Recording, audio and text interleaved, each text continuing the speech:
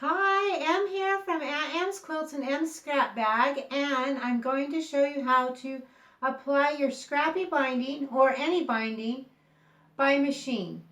Let's get started. Okay, like I said in my scrappy bias binding, and I'll put the link to that in the description below, I like to lay out my binding onto my quilt when it's a scrappy binding to make sure that I don't end up with seams in the corners. Okay, once I know how my binding is going to fit around, I'm going to take it to the sewing machine.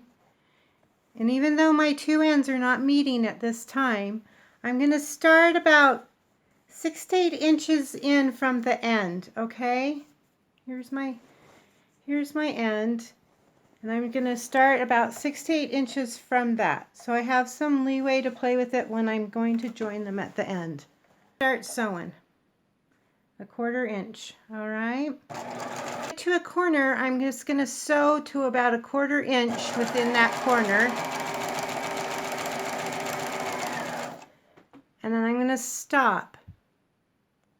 I'm going to take it out of the machine and I'm going to go flush against it. And then I'm going to take this back. Take the binding back at a 45 so it meets at that corner and it goes straight along this edge. And then I'm going to fold it flat back on itself. And we'll just pin it there. I'm going to take it to my machine and I'm going to go right where that 1/4 inch is, put my needle down,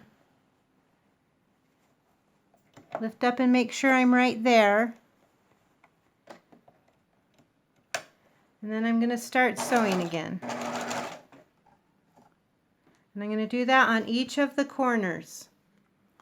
Okay, as I come back around and I get toward my end here, I'm going to leave me a gap of about 8 to 10 inches, okay? And I'm going to take it out of the machine.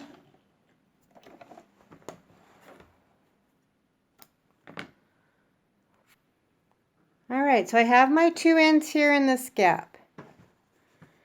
I'm going to take it and I'm going to fold it back. I have probably a couple inches there. I don't need that much, but I have that. And I'm going to fold this back and I'm going to make a 1/2 inch gap right here. This is a 1/2 inch. Okay. I just line that up on my ruler. Then I have my binding. So I do a 2 1/4 binding. So I'm going to half it to 1 1/8. If you do 2 1/2 binding, just do 1 1/4. So I'm going to measure my 1 1/8 and I'm going to make a little snip right at 1 1/8.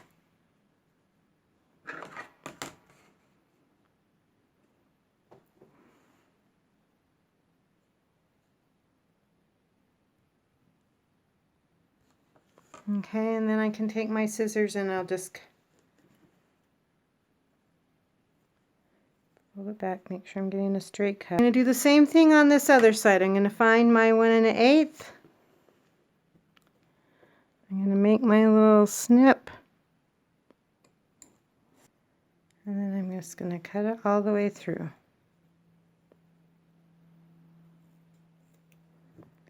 I'm going to take my ends, I'm going to take this that's next to the quilt and put it on the side that is away from the quilt, and I'm going to line it up at right angles.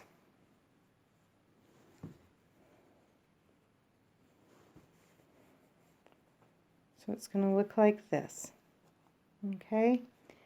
And I'm going to pin it and take it to my machine, and then if you like, you can take a pencil and just mark your line that you're going to sew on from corner to corner there. Okay? And then you're just going to sew on that line that you drew. Then you can just trim your seam allowance. Pull this and see how that fits just perfectly in there.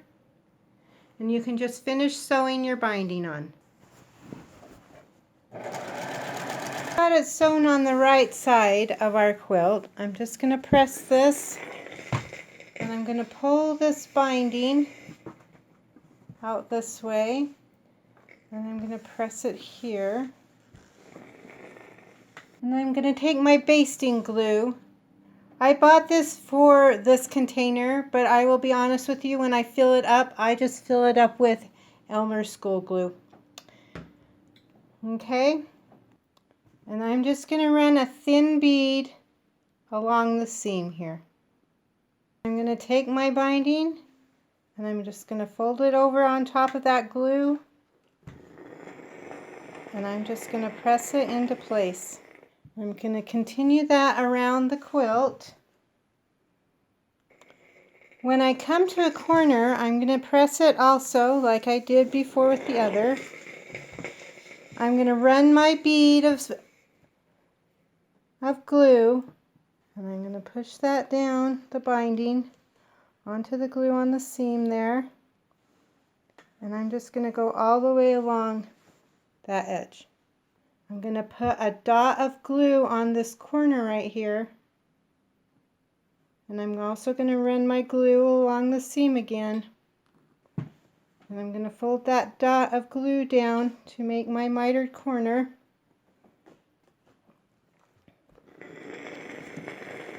And continue down the next side of the quilt. Okay. You see the mitered corner there? Alright, and we're just going to keep going around the quilt. You may have noticed my machine is a little bit different. I'm in my other sewing room because my machine upstairs doesn't have this foot. And this is the foot I use to help me, so when I stitch in the ditch as I go around on our binding, it stays right in the ditch. So I'm going to put this foot on and we're going to sew that binding on the other side. So we're just going to start stitching our binding around.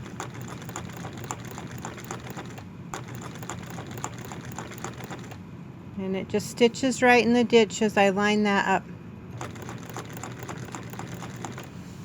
As I come to the corner, I'm just going to stitch real slow here until I get to the very point in the corner. And then I'm just going to put my needle down and turn it and continue to stitch in the ditch. So once you get your binding sewn all the way around, this is what it's going to look like. This is the front side here. You can see the stitch in the ditch doesn't show up. And this is your back side. And here's the stitch that we did. Thank you for watching this video. If you liked it, please like and subscribe. And if you share it, that would be awesome also, so other people can learn this. Thanks so much. See you next time.